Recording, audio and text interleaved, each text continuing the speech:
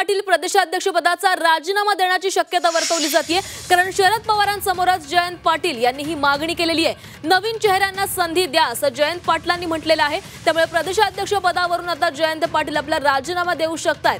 प्रदेशाध्यक्षपदातून मला मुक्त करा असं जयंत पाटील यांनी शरद पवारांसमोर अशी मागणी केलेली आहे। त्यामुळे जयंत पाटील प्रदेशाध्यक्षपदाचा राजीनामा देतात अशी चर्चा आता सुरू झाली आहे। आणि या संदर्भात अधिक बोलत आमचे प्रतिनिधी निलेश खरमरे आपल्या सोबत आहेत। निलेश, जयंत पाटील आपल्या प्रदेशाध्यक्ष पदाचा राजीनामा देऊ शकतात तशी मागणी त्यांनी स्वतः शरद पवारांसमोर व्यक्त केली आहे।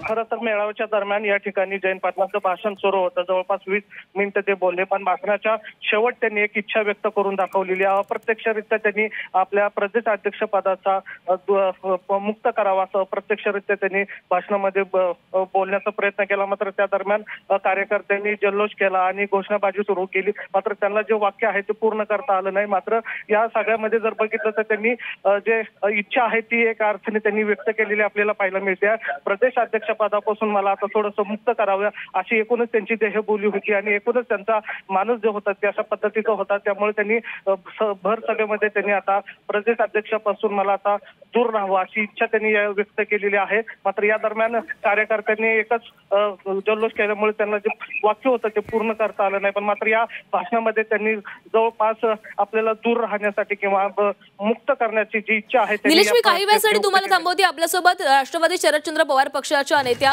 विद्या चव्हाण देखील जोडल्या गेलेल्या आहेत। विद्याताई, जयंत पाटील यांनी आपल्याला प्रदेशाध्यक्ष पदाच्या या जबाबदारीमधून मुक्त करावा अशी मागणी केलेली आहे, तुमची प्रतिक्रिया काय? आता मी त्या कार्यक्रमामध्ये आज जाऊ नाही शकले, मला वेळेवर निघता नाही आलं, परंतु मला असं वाटतं त्यांचं भाषण मी ऐकलेलं नाहीये। त्यांनी जर अशी इच्छा व्यक्त केली असेल तर तो त्यांचा वैयक्तिक प्रश्न आहे। आणि मला असं वाटतं गेले 6-7 वर्ष ते अध्यक्ष आहेत, तेव्हा दोन्ही लोकसभेच्या निवडणुका होत्या, विधानसभेच्या होत्या, त्यांच्यावरती खूप कामाचं बर्डन पण होतं, लोड होता। आणि त्यामुळे जर त्यांनी इच्छा व्यक्त केली असेल किंवा कुठल्याही पदावर 3 वर्षानंतर बदल शरद पवार साहेब करत असतात आणि त्यामुळे मला असं वाटतं त्यांनी हा डिसिजन घेतला असेल, तर मला वाटतं माझ्यापेक्षा ते जास्त याच्यावर चांगलं बोलू शकतील। आणि कुठली जबाबदारी घ्यायची कुठली नाही हे प्रत्येक कार्यकर्त्यापासून नेता ठरवत असतो, तर जयंत पाटील स्वतःच हा निर्णय घेतील आणि ठरवतील। विद्याताई, जयंत पाटील यांनी असं देखील म्हटलेलं आहे की नव्या चेहऱ्यांना संधी मिळाली पाहिजे। असे काही नवीन चेहरे तुम्हाला तुमच्या पक्षामध्ये आहेत का की ज्यांना आता संधी देण्याची इच्छा ही व्यक्त केली जाते?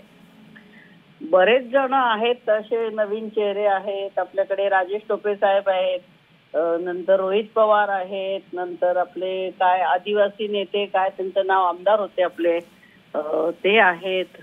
आणि कोणी कोणी इच्छा व्यक्त केली असेल त्यांचा विचार पवार साहेब करतील मला वाटतं। नक्कीच विद्याताई, धन्यवाद तुम्ही दिलेल्या सविस्तर प्रतिक्रियेसाठी।